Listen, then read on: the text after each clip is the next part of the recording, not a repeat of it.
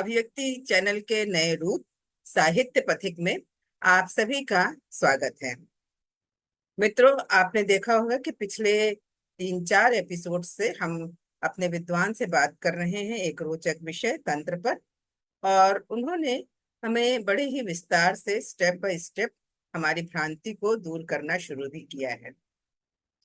पिछले एपिसोड में हमने बात की थी, उन्होंने एक उसमें तंत्र में विषय लिया था वाक, जिसमें हमने उसमें बात की थी अ, मध्यमा तक बात कर लिया था हमने, पश्यंती मध्यमा।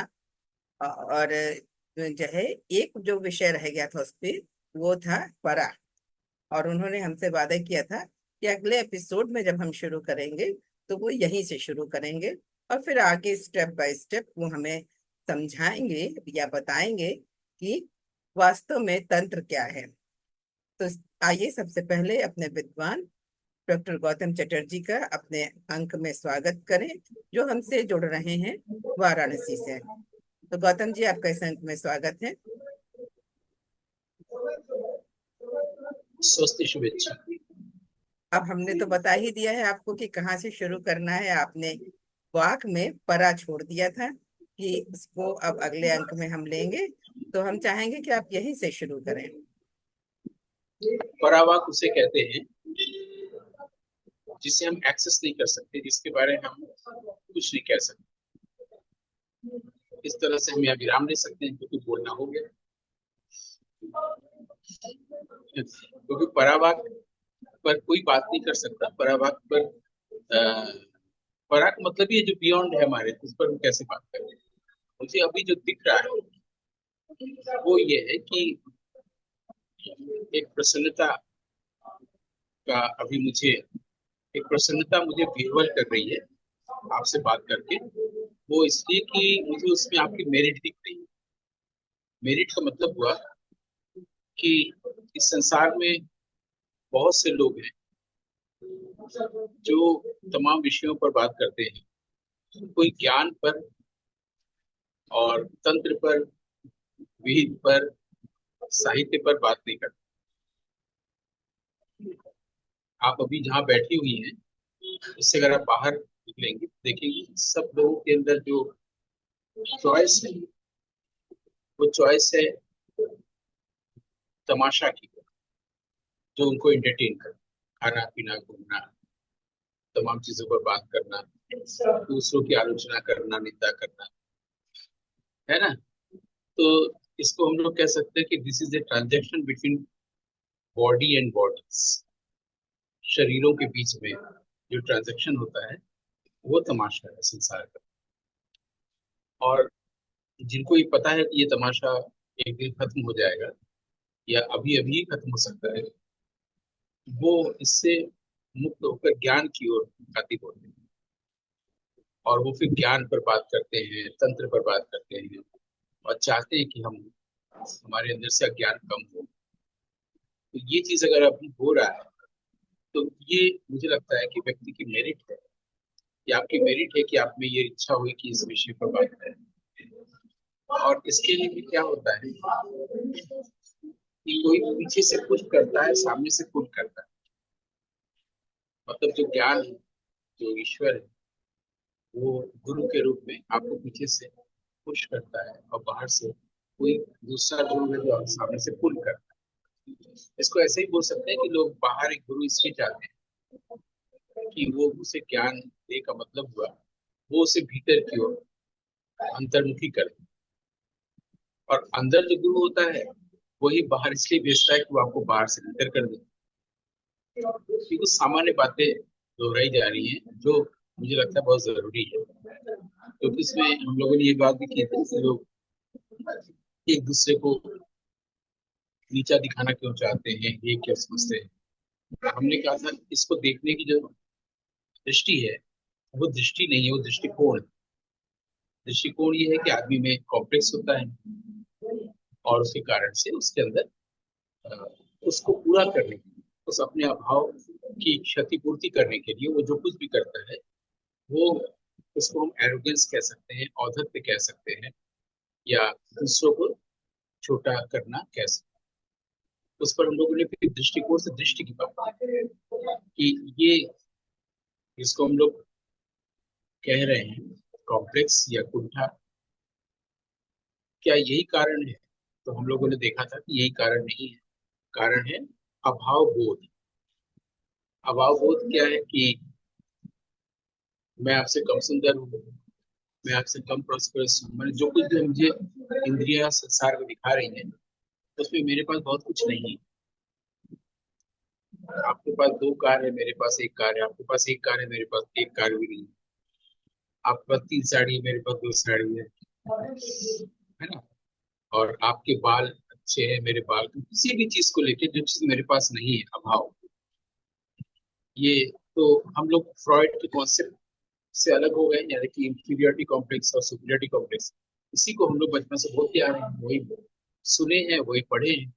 किसी ने इस तरह ध्यान नहीं दिलाया कि ऐसा कॉम्प्लेक्स के कारण नहीं है, इस अभाव बोध के कारण। अब क्या वो अभाव बोध सही है, इस पर कभी हम लोग निगाह नहीं डालते, क्योंकि उसके लिए हम लोग जब भी होता है दूसरों से पूछे जाते हैं, बताओ मैं सुंदर लग रहा हूँ कि नहीं, बताओ मैंने जो लेक्चर दिया कैसा बोला, दूसरों पर। और हमने कहा था कि जो आत्मा होती है, आत्मा एक्चुअली भाषा में देखा जाए संस्कृत की ओर से तो वो होता है, आत्मा अनन्य मुखापेक्षी होता है और हम अन्य मुखापेक्षी होते हैं। हम दूसरों पर निर्भर करते हैं, दूसरे का मुंह ताकते हैं, इसको ऐसे बोला। और आत्मा किसी पर निर्भर नहीं है, आत्मा किसी का मुंह नहीं देखता। आत्मा अनन्य मुखापेक्षी। इस बात को अगर हम महसूस कर लें तो फिर अभाव का बोध ही नहीं रहेगा। लेकिन अभाव का बोध मुझे दे कौन रहा है? अभाव का बोध वो दे रहा है जिसे हम देह कहते हैं। हमने मान लिया है कि हम देह हैं, तो इसीलिए लगता है कि हमारी मृत्यु हो जाएगी। और यही हम देखते आ रहे हैं, लोगों की मृत्यु होती है तो हमारी मृत्यु होगी। लेकिन ये नहीं सोचते कि हमने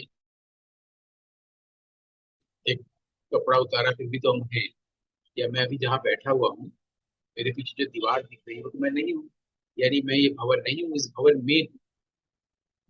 तो अगर भवन कोलैप्स करेगा तो भवन कोलैप्स करेगा, घर नहीं रहेगा, घर न रहेगा, शरीर नहीं रहेगा, नहीं रहेगा, हम तो है। तो इससे क्या होगा कि भय नहीं रहेगा, फियर ऑफ डेथ नहीं रहेगा, और देखने की जो दृष्टि है वो बदलेगी। हम दृष्टिकोण से दृष्टि की ओर जाएंगे। और इसी पर बात करते हुए ये दृष्टि देती है, देता है जो ज्ञान की जो शाखा, उसको तंत्र कहते हैं। और तंत्र की तंत्र की एक शब्दावली हमने ली थी, वाक, जिसके लिए अंग्रेजी में स्पीच शब्द अनुपयुक्त है, इक्विवेलेंट भी नहीं है। उसके लिए कोई शब्द ही नहीं, जैसे आत्मा के लिए कोई अंग्रेजी में शब्द नहीं है। सोल कह लीजिए, स्पिरिट कह लीजिए, फिलहाल सेल्फ हम लोग कहते हैं। तो अब वाक में हम लोगों ने ये देखा था कि जो तीसरा और चौथा स्तर है, चौथा है वैखरी, तीसरा है मध्यमा।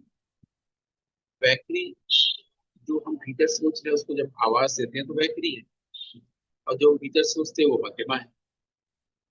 तो हम लोग जो सवाल पूछते हैं वो भी मध्यमा से आता है, और जो हम लोग उत्तर देते हैं तो भी मध्यमा से। लेकिन ऐसा उत्तर कभी सेटिस्फाई नहीं करेगा।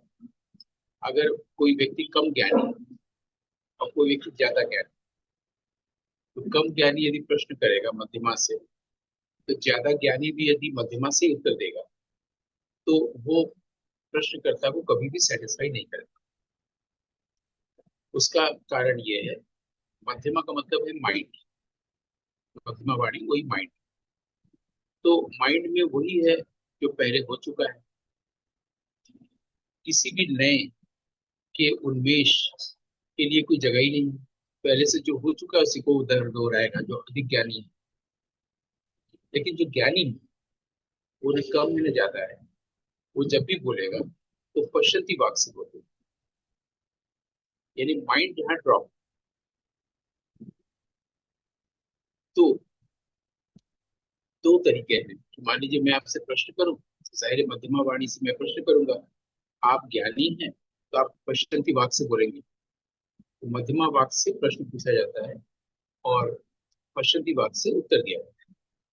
तो वो हमेशा नया होगा और वो ज्ञान इस पृथ्वी पर पहली बार संचारित हो रहा होगा और वो मौलिक होगा। वो उससे पहले कहीं नहीं आया, किसी ने कहा हो, भले ही वो उसमें एक संगति होगी उससे जो पहले के ऋषि मुनि कह गए, वेद से, उपनिषद से और भारतीय ऋषियों से, बुद्ध से, कबीर से कोहेरेंस तो होगा क्योंकि सत्य एक ही है, लेकिन भाषा, टोन, शैली बिल्कुल अलग, क्योंकि वो पहली बार, उसके पहले 3,000 साल या 35,000 साल से मैं किसी ने नहीं कहा, है ना, वो नया। और जो हम अभी मेरिट की बात कर रहे थे वो यही है कि पिछले 35,000 सालों से कई बार जन्म हुआ कि मध्यमा वाक के कारण, माइंड के कारण। तो सोचिए कि कितनी बार मुझे जलाया गया हो, पिछले जन्म में भी जलाया गया है, उसके पिछले जन्म में भी जलाया गया है, लेकिन मैं जलना ही चाहता हूँ। मैं ये नहीं चाहता हूँ कि मुझे ये दिखाई दे कि शरीर को जलाया जाता है, लेकिन मुझे कभी जलाया नहीं जा सकता, क्योंकि हम लोग गीता में पढ़ते हैं कि आत्मा को जलाया नहीं जा सकता, है ना? तो मुझे जलाया नहीं जा सकता, इसका एहसास हमने पिछले 35,000 सालों में कभी किसी भी जन्म में नहीं किया। तो इस बार कम से कम हो जाए। तो वो हुआ है तभी हम लोग इस पर बात कर रहे हैं, इसीलिए ये आपकी मेरिट हुई। और ये ये सारी जो बातें हो पा रही हैं, ये मध्यमा वाक के स्तर पर हो रहा है। आपने जो कहा कि शुरू करिए, तो जब भी होगा तो पश्चिमी वाक से ही होगा, पश्चिमी वाक से ही उत्तर दिया जा सकता है या पश्चिमी वाक के स्तर पर बोला जा सकता है। मध्यमा वाक जो होता है माइंड है, वही सोच विचार है, वही पर शब्द है, बोलने की भाषा है। पश्चिमी वाक में वो भाषा नहीं है, शब्द नहीं है, फिर बोला कैसे? इसलिए हमने बोला कि मैंने पश्चिमी वाक और परावाक से बोला और मैं चुप हो गया। तो आप देखिएगा बहुत लोगों ने कहा है जो सत्य है उसको बोला है कैसे। बुद्ध से भी जब पूछा गया था आत्मा है, ईश्वर है, कुछ भी, वो चुप थे। आज तक मतलब मेनका, गौतम तक ये बात सभी कहते हैं कि इसको बोला है वैसे, लेकिन अब कुछ और बात कही जा रही है, क्योंकि हम अब दृष्टिकोण से दृष्टि में आते हैं और ये दृष्टि हमको दे रहा है तंत्र। तंत्र दृष्टि ये दे रहा है, तंत्र की दृष्टि हमें ये सिखा रही है कि हम लोगों को ये देखना सिखाए कि जहां पर सत्य है, क्योंकि सत्य की ही परछाई, सत्य का ही प्रोजेक्शन, सत्य का ही जो लाइट की जो किरण आई है वो पश्चिमी वाक पर आई है, ह्यूमन कॉन्शियसनेस, मनुष्य की चेतना, सत्य की ही तो आभा आई है। लेकिन वो बुद्ध चुप हो गए थे, कोई भी आज तक सत्य को बोल नहीं पाया है, क्यों? ये अभी तक नहीं बताया गया, वो अभी हम लोग बात कर रहे हैं। वो इस तरह से कि जब भी हम सत्य को देखने जाएंगे, मध्यमा से तो दिखेगा नहीं, मध्यमा छूट चुका रहेगा, पश्चिमी वाक में उसका दर्शन होगा। परावाक, परावाक में सत्य है और पश्चिमी वाक में उसके दर्शन है। जब भी बोलने जाएंगे तो मध्यमा वाक में ही बोलने जाएंगे, मजबूरी है, वही भाषा है। भाषा जरूरी नहीं कि इंग्लिश हो या हिंदी हो, स्पेनिश हो, भाषा कई प्रकार की हो सकती है।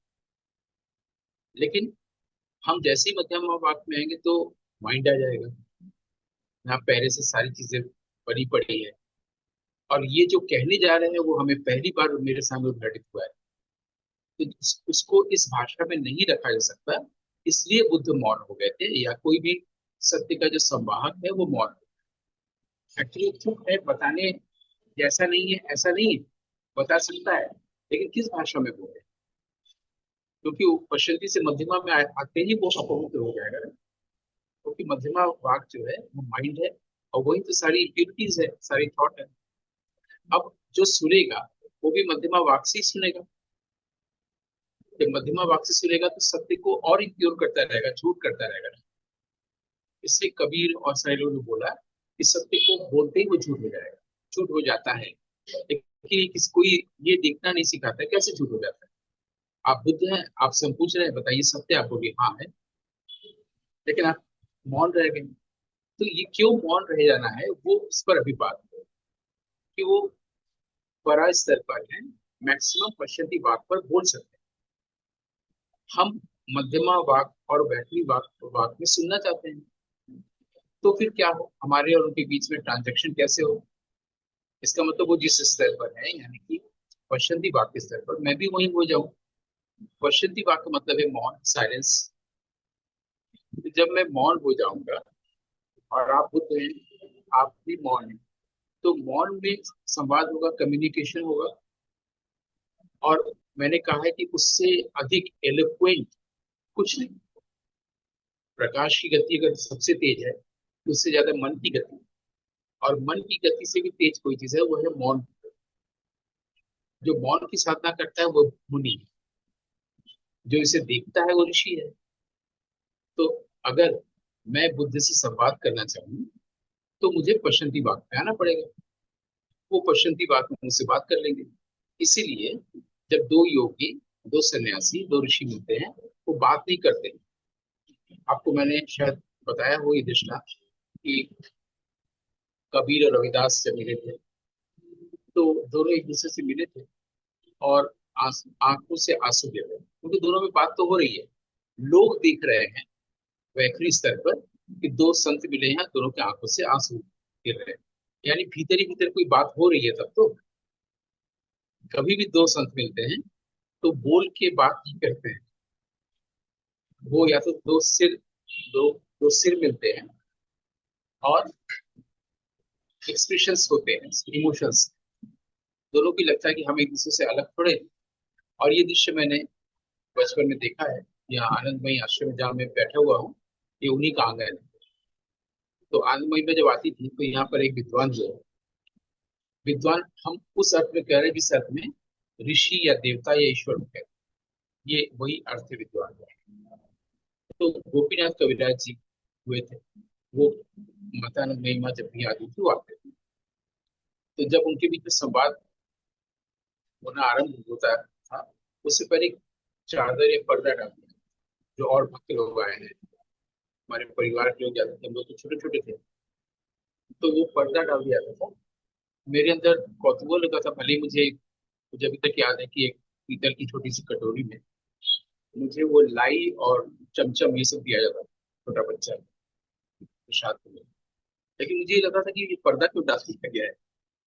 तो तो पूछने पर लोग कहते थे चुप रहो, अभी बोलो मत, अभी बात होगी दोनों में। तो मुझे नहीं पता था कि, मुझे बस आनंद महिमा सुनते थे घर में बात, मैं मान लिया था कि आनंद महिमा है और ये कविराज जी कोई है, छोटा था। तो मैंने क्या किया था, ऐसे उठा के मैं देखने गया था। तो देखा था दोनों लोग बोल रहे हैं, बात ही नहीं कर रहे हैं, दोनों लोग बैठे हुए हैं और स्माइल कर रहे हैं और आंखों से आंसू गिर रहा है, लेकिन कोई बातचीत हो ही नहीं रहा है। तो मुझे आश्चर्य हुआ कि ये कौन सी बातचीत हुई। ये सब ये बचपन का मेरा खुद का देखा हुआ है।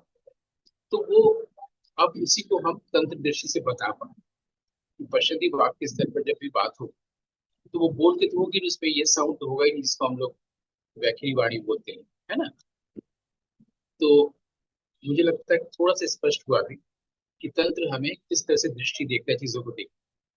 अब चूंकि गोपीनाथ कविराज जी का जिक्र हुआ, तो मैंने उनसे जो सीखा है उसको अभी उल्लेख कर दूं।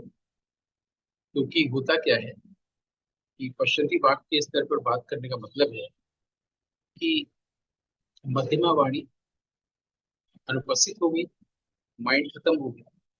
अब वो जो परा वाक है, जो सत्य, अब वो बोल रहा है। तो मैं और आप, यानी मेनका गौतम, दोनों लोग अब सुन रहे हैं पश्चिमी वाक के स्तर पर। तो उसमें कविराज जी ने कहा था कि जो ज्ञान है, ज्ञान ही सत्य है, ज्ञान ही शिव है, शिव ही ज्ञान है, ज्ञान ही ईश्वर है ना। तो इसी ज्ञान को या शिव को जब संसार में ट्रांसमिट करना होता है, विजडम, जैसे सूरज लाइट ट्रांसमिट करता है, तो वो अ, थोड़ा अपने स्तर से नीचे उतर, जैसे पराभाग पश्चिमी स्तर पर आता है और आके अपने आप को उसको सदाशिव स्तर बोलते हैं। अपने आप को दो रूपों में विभाजित करता है, शक्ति और शिव। शक्ति प्रश्न करती है, शिव उत्तर देते हैं। जब इसको टेक्स्ट के रूप में लिखा जाता है इसको शैवागम बोलते हैं। शैव तंत्र करने का आगम मैंने बताया था, इसका फिलोसॉफिकल साइड। ऐसे हमारे यहाँ 28 शैवागम भारत में, तो उसको शैवागम बोलते हैं। शक्ति प्रश्न कर रही है, शिव उत्तर दे रहे हैं। जो उत्तर दे रहे हैं वो दुनिया में जा रहा है, जिसको आज हम लोग जानते हैं। तमाम चीजों को जो उल्लेख करते हैं वो उसी से करते हैं, शैवागम से, जैसे अभी भी हो रहा है वो चीज। तो वो जो शक्ति प्रश्न कर रही है, तो हम लोग तो रूप में समझते हैं, दो बॉडी, ऐसा नहीं है। शिव ने ही अपने आप को नीचे करके दो रूपों में विभाजित कर दिया प्रश्नों में। तो कबीरदास जी हमें ये सिखाते हैं कि हमारे भीतर वो शक्ति होती है, इसका सारा काम शक्ति कर रही है। और उसके दो भेद होते हैं, एक है संशयात्मिका शक्ति, एक है निश्चयात्मिका शक्ति। संशयात्मिका शक्ति संशय करती, प्रश्न करती है, ये क्या है, तंत्र क्या है, ये कैसे कर सकते हैं, फ्री कैसे हो सकते हैं, हमें खुशी कैसे मिल सकती है, ईश्वर का दर्शन कैसे हो सकता है। और जो उत्तर है वो है हमारी निश्चयात्मिका शक्ति। अब संशयात्मिका शक्ति प्रश्न करती है, निश्चयात्मिका शक्ति उत्तर देती है। इस बात को न कहे कि सीधे सीधे तंत्र से अलग जितने भी हमारे ग्रंथ शास्त्र हैं उसमें कहानियों के रूप में समझाया गया है कि अर्जुन प्रश्न कर रहे हैं, कृष्ण उत्तर दे रहे हैं। नचिकेता प्रश्न कर रहे हैं और यम उत्तर दे रहे हैं।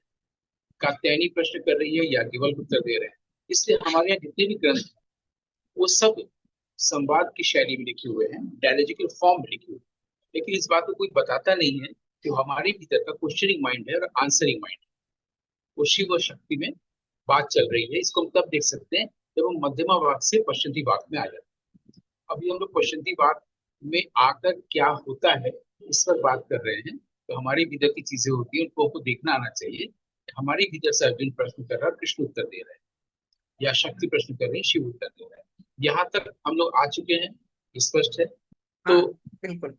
आगे आप बताइए कि अब इससे आगे अभी चले या इस यही पर भी थोड़ी देर ठहरे। हाँ, नहीं, अभी चल सकते हैं आगे, अभी अपने पास 10-12 मिनट है समय। तो हम लोग पहले बैकरी वाक से यात्रा शुरू किए थे, वहां से मध्यमा वाक तक आए थे। और फिर ये क्लियर हो गया कि जो ये जो दोनों स्तर है, सोचना और बोलना, यही माइंड है।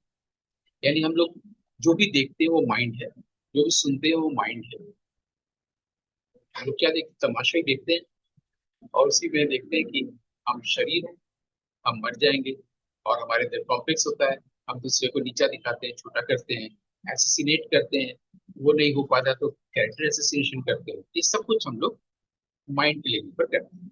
माइंड के बाद जो चीज शुरू होती है वहां से भारतीय अध्यात्म शुरू होता है, भारतीय सत्य की खोज शुरू होती है, जिस पर हम लोग अभी बात करें। ठीक है, यहाँ तक तो हो गया। अब ये सारी जो चीजें हैं कि धीरे धीरे चलते इसलिए हम लोग हैं कि अभी सारी बातें एक साथ माइंड ले नहीं पा रहा है। तो माइंड को इसका अभ्यास ही नहीं है सब सुनने का। क्योंकि जब भी हम लोग बोल रहे हैं तो पश्चिमी वाक से बोला जा रहा है, यानी मैं नहीं बोल रहा हूँ, मैं तो माइंड हूँ। माइंडर माइंडर जो भी बोलेगा रिपीट करेगा, किसी किताब को पढ़ के बोलेगा, कहीं से बोलेगा। लेकिन अभी इसी मोमेंट में जो चीज तुरंत जिसका उन्मेष होगा वो बोला जाए, यानी पश्चिमी वाक का इस्तेमाल करके परावाक बोलना। एक मैं नहीं एक बोल। एक चीज केवल मुझे बताइए, आपने जो बताया कि हमारे अंदर ही क्वेश्चनिंग माइंड भी है क्वेश्चनिंग माइंड है और और आंसरिंग आंसरिंग माइंड। माइंड भी है।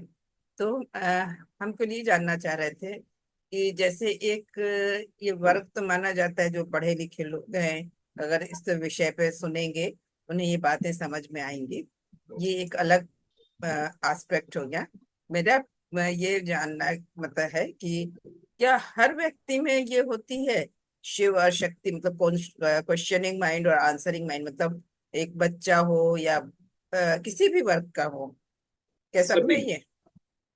सब में सभी ही में, है? सभी में। लेकिन थोड़े से लोग ही क्यों समझते हैं, ये मेरी थोड़े से लोगों में क्यों आ पाती है कि वो तंत्र पर एक पूरा एपिसोड करें। नहीं, एक चीज और है ना, बताइए कि यानी जैसे, फैमिली का कौतूहल है ना। हाँ, नहीं, जैसे कि मैं इस वक्त जो है उसमें रेफरेंस में पूछ रही हूँ कि समाज में ऐसे लोग भी होते हैं जिनको मान लीजिए हम टेररिस्ट बोलते हैं, या जो है थीफ है, चोर हैं, डाकू हैं, या और भी तरह के लोग होते हैं जिनको एक बुरा वर्ग हम मानते हैं। मतलब बुरा वर्ग इन द सेंस कि वो भले ही बुरे ना हो, उनकी सोच या थिंकिंग है जो भी कहिए, वो चीजें जिसकी वजह से वो लोगों को, दूसरे लोगों को हानि पहुंचाते हैं, चाहे इमोशनल हो, मेंटल हो, फिजिकल हो, कोई भी हो। तो इन लोगों में भी वो चीज होती होगी, क्वेश्चनिंग माइंड और होती आंसरिंग होती में। होती नहीं हाँ, होती है। पहली बात तो ये प्रश्न जो है ये मध्यमा वाक से पूछा जा रहा है, माइंड से, है ना। माइंड भेद करता है। माइंड ने ये भेद किया है कि अच्छे लोग और बुरे लोग, और उसको दिख भी रहा है। तो माइंड जो देखना चाहता है उसको वो दिख जाता है। माइंड ये देखना चाहता है कि अच्छे बुरे लोग, वो दिख जाता है। माइंड ये देखना चाहता है कि मैं कमतर हूँ, आप अधिक हैं, तो वो दिख जाता है। माइंड को दिख जाता है कि आप महान हैं, तो हम आपको हाई कंसेप्ट आपके बारे में बना लेते हैं। फिर माइंड को तुरंत दिख जाता है कि आप हाई कंसेप्ट नहीं है, एकदम लो कंसेप्ट। आप तो व्यक्ति नहीं, जीने लायक ही व्यक्ति नहीं है, आपका तो कोई व्यक्तित्व ही नहीं है, चरित्र ही नहीं है। तो ये इसलिए होता है कि कंसेप्ट, माइंड कंसेप्ट बनाता है, और परस्पर विरोधी। तो कंसेप्ट इज कंसेप्ट, अगर किसी के बारे में हम हायर कंसेप्ट बना रहे हैं तो वो भी गलत है। तो माइंड बना रहे हैं, माइंड किसी को अच्छा बुरा कह रहा है। जब वो माइंड के लेवल से ऊपर उठता है तो अपने आप को सब में देखता है। नहीं तब उस वक्त ये उसको, भेद बुद्धि नहीं रह जाती है। नहीं तो ये भी तो तो जो है। अगर हम बुरे हैं तो वो डाकू बुरा है, हम अगर अच्छे तो डाकू अच्छा है। डाकू कैसे अच्छा होगा? ये कहते हैं ना कि प्रत्यक्षम किम प्रमाणम, प्रत्यक्ष को प्रमाण की क्या आवश्यकता नहीं, है जब जब वो दिख रहा है बताया कि वो गया, डाकू है तो। तभी तो वो जो डाकू था वो वाल्मीकि हुआ। जब उसको दिखाया गया वो जो काम करता है जिसकी वजह से वो डाकू माना जाता है, जब उसको दिखाया गया, जो कि आज हम लोग देख रहे हैं और दिखा रहे हैं, तंत्र दृष्टि, जब उसको ये चीज दिखाई गई तो वो डाकू नहीं रहा, वो वाल्मीकि हो, ऋषि हो। तो एक बुद्ध या एक व्यक्ति तो ये परिवर्तन लाता है। जैसे मुसलिनी जैसा व्यक्ति, स्टैलिन जैसा आदमी, ये लोग बुरे लोगों में ही, बुरे राष्ट्राध्यक्ष के रूप में ही देखे गए ना। लेकिन मुसलिनी से जे कृष्णमूर्ति बात करते हैं वो चेंज हो जाता है। विनोबा भावे डाकुओं से बात करते हैं, डाकू लोग आत्मसमर्पण करते हैं। ये भी तो प्रत्यक्ष बात है, प्रत्यक्ष प्रमाण। तो अच्छा देखिए, आपने कहा बात करते हैं, बात करते हैं मतलब अभी आपने ये बात कही कि बात हम जब भी करते हैं, जब हम बोलेंगे तो वो मध्यमा वाणी से ही बोलेंगे ना। अगर मध्यमा वाणी से कोई बात करेगा तो उससे भेद लाएगा। अगर पश्चंती वाणी से कोई बात करेगा तो वहां पर भेद नहीं, क्योंकि भेद माइंड कर रहा है। अब मेरा आपसे ये प्रश्न है, जैसे आपने प्रश्न किया, क्या ये आपको क्लियर हो गया है? तो फिर मैं प्रश्न करूं, आपको हाँ, क्लियर हो गया ना, माइंड भेद लाता है। ये जो हाँ मैंने भेद है माइंड, हाँ दो माइंड, लोग, माइंड भेद लाता है। तो विनोबा और भावे ने, माइंड, विनोबा माइंड भावे ने जितना अगर नीचे, हाँ। हाँ, और माइंड जितना नीचे गिरा हुआ होगा वो सामने वाले को उतना गिराएगा। माइंड जितना ऊपर उठा हुआ होगा सामने वाले को ऊपर उठाएगा। जैसे आप किसी बड़े आदमी से बात करिए तो वो आपको बड़ा बनाएगा, छोटे हम्म। आदमी से बात करिए तो आपको छोटा करेगा। जैसे मैंने किशन महाराज जी को उदाहरण दिया था, विश्वनाथ खान साहब थे, ये सब मेरा सौभाग्य है कि ऐसे लोगों से मैं मिला हूँ। ठाकुर जयदेव सिंह जी, अजय द्विवेदी जी, कविराज जी, ये सामने वाले को अपने तल पर ले आते थे, बड़ा कर देते थे, क्योंकि उनका माइंड उच्च है। जो नीचे है वो आपको नीचा करेगा, छोटा करेगा, गिराएगा, और कहेगा कि आप अच्छे व्यक्ति नहीं है, आप ये है वो है, तमाम चीजें। तो वो जो नीचे वाला माइंड है, लोअर माइंड जो कहेंगे, वो भेद लाता है। हम तो उसके आगे आ गए हैं तंत्र की दृष्टि से कि माइंड ही भेद लाता है, मेरे और आप। तो अब माइंड से ऊपर हम लोग जा चुके हैं। अब हम लोग पश्चिमी बात के स्तर पर आ गए जहाँ कोई भेद नहीं। ये क्लियर हो गया है। बिल्कुल। अब मेरा आपसे प्रश्न ये है, हम्म। आपसे प्रश्न मतलब संवाद कर रहे हैं तो एक संवाद को जारी रखने के लिए भी बोला जा रहा है। प्रश्न मेरा आपसे यह है कि हम लोग माइंड का यूज क्यों करते हैं? मान लीजिए कि आप हमसे बात कर रही हैं, कोई सवाल पूछ रहे हैं, कोई जिज्ञासा है, तो हम माइंड का यूज करके उत्तर दे रहे हैं। यानी पश्चिमी बात जो है वो मध्यमा वाणी का उपयोग कर रहा है। बाकी समय में हम लोग इसका, इसको लेके क्यों चलते हैं? हर वक्त किस सोच रहे हैं, आज ऐसा नहीं हुआ, वो नहीं आया, ये करना है, तमाम चिंता है। मैंने जब जैसे ही हम सो के उठते हैं तब से लेकर जब नींद में जाते हैं तब तक, और नींद में जाने के बाद भी स्वप्न, यानी 24 घंटा माइंड को लेकर है। और फिर माइंड को कंट्रोल कैसे करें? फिर साइकोथेरेपिस्ट के पास जाएं, साइकेट्रिस्ट के पास जाएं, फिर योग प्राणायाम करें। माइंड का हम उपयोग ही क्यों कर रहे हैं? नहीं तो सिर्फ तब क्यों नहीं कर रहे हैं जब किसी ने कोई जिज्ञासा, किसी ने कोई प्रश्न किया, कोई शिष्य ने कोई प्रश्न किया, गुरु उत्तर दे रहा है। इसके अलावा बाकी समय में हम पश्यंती भाग, यानी कि हम पराभाग को ध्यान में क्यों नहीं रख रहे, हम ईश्वर से प्रेम क्यों नहीं कर रहे हैं, यानी नहीं तो नहीं करते, हम कुछ और चाह रहे हैं। हमको धन संपत्ति, वैभव, कार आदि आदि चीजें चाहिए। हम खाली कहने के लिए कृष्ण और राम और मीरा और कबीर कर रहे हैं, है ना। अगर प्रेम होगा तो हर वक्त हम उसके साथ रहेंगे, मध्यमा वाणी को साथ रखेंगे ही नहीं। जब हमें डाकुओं से बात करना होगा, जैसे कि जय कृष्णमूर्ति ने किया था मुसोलिनी से, जब विनोबा भावे ने बात किया था डाकुओं से, जब जिस ऋषि ने बात किया था रत्नाकर से, और वो हो गया वाल्मीकि, तब मध्यमा वाणी का प्रयोग करेंगे। वो है रहने दे। हर वक्त मध्यमा वाणी में ही तो आदमी रहता है, हर वक्त सोच विचार कर रहा है, दिमाग वो हो गया है, सिर में दर्द हो गया, माइग्रेन हो गया। मेरा नहीं तो यही प्रश्न है कि हाँ। जब उसका यूज नहीं है, उसका क्या यूज है जिसके लिए आप हमेशा मध्यमा वाक को या माइंड को साथ लिए रहते हैं? अरे ये मेरा तो प्रश्न कोई भी काम हम करेंगे, एक हमें है। चाहे मशीन ऑपरेट करना, जैसे अभी एट प्रेजेंट की ही अगर हमें रिकॉर्डिंग करनी है, तो बिना माइंड का यूज किए उसको हम सेटअप आपका कैसे प्रश्न करेंगे, मैं ये समझ बता। गया हूँ, आपका प्रश्न समझ गया हूँ। बसंती वाक यही करता है, तुरंत समझ लेता है आप क्या बोलने जा रही हैं, वो मौन में ही समझ लिया है। तो बोलने के लिए इससे पहले मैं बता रहा हूँ, जैसे ही एंड होगा तो मैं कहीं टच करूंगा ना, उसके लिए मैं ये तो नहीं सोचूंगा कि उसमें दाहिना हाथ और इतना सेंटीमीटर ऊपर करूं, फिर ऐसे आगे बढ़ाऊं, और उसके बाद आंख को ऐसा करूं, फिर मैं उंगली को ऐसे, जब सोचता तो नहीं है ना, माइंड का तो यूज नहीं करता है। या मान लीजिए मुझे अभी, मैं जिस जहाँ बैठा हूँ, इस रेस्टोरेंट से मुझे बाहर जाना होगा तो चले जाएंगे। उससे पहले बैठ के आधे घंटे से सोचेंगे तो नहीं कि पहले दायां पाँव नीचे करें या बायां पाँव से उठे, फिर मैं बाएं कितना गज मुड़े, फिर कितना चले, कभी नहीं सोचते हैं। तो जब जो जो करना होता है वो तो हो जाता है ना। यानी सोचता वो इसलिए है तो कुछ लगता है मैं कर रहा हूँ। ये जो माइंड है वो उसको यही तो गलतफहमी दे के रखा है कि तुम कर रहे हो, मैं कर रहा हूँ, कृष्ण कुछ नहीं है, अर्जुन ही सब कुछ है। माइंडर ही सोच रहा है मुझे करना है, अगर मैं इसको लीव पर टच नहीं करूंगा तो ये बंद कैसे होगी वो रिकॉर्डिंग, अगर मैं उठ के दरवाजे से टकरा गया तो मैं बाहर कैसे जाऊंगा। लेकिन मैं कर रहा हूँ, यही तो ईगो, यही तो भाव माइंड दे रहा है, वहीं से तो ऊपर ले जाने के लिए हम तंत्र दृष्टि पर की बात कर रहे हैं। बहुत अच्छी बात आपने कही। हाँ, अब जरूर मेरा जो कहना चाहिए प्रश्न का उत्तर मिल गया, ये सोच के कि हाँ, आपने सही कहा कि हमें सोचना नहीं पड़ता, फिर भी हम ये सोचते हैं, जबकि हम कर रहे हैं तब हम दिमाग का यूज करते हैं, ये तो ऑटोमेटिक होता जाता है। हाँ, अब हम आपसे एकदम 100% एग्री हैं। अब मेरे अंदर कोई जिज्ञासा नहीं रही, और अब हमारे पास समय भी नहीं रहा। इसके आगे हम अगले अंक में बात करेंगे, लेकिन इस अंक में आपने पहले साधारण से गंभीर की ओर गए, गंभीर से बिल्कुल लाइट मूड करके आपने जो समझाया उसके लिए सही सही में मैं नतमस्तक होकर आपको जो है धन्यवाद देती हूँ कि बहुत अच्छा समझाया आपने। रियली वेरी वेरी परस्पर वेरी वेरी देवो भव, ग्रेटफुल टू यू। परस्पर देवो भव, दोनों में एक ही चीज है, एक ही तत्व है, एक ही प्रकाश है। इसलिए अगर एक दूसरे के प्रति हम देव भाव रखें तो देवत्व ही जगे, बिल्कुल दानवत्व नहीं जगे, है ना। बिल्कुल बिल्कुल, सचमुच आपका बहुत बहुत आनंद, बहुत बहुत धन्यवाद। आनंद।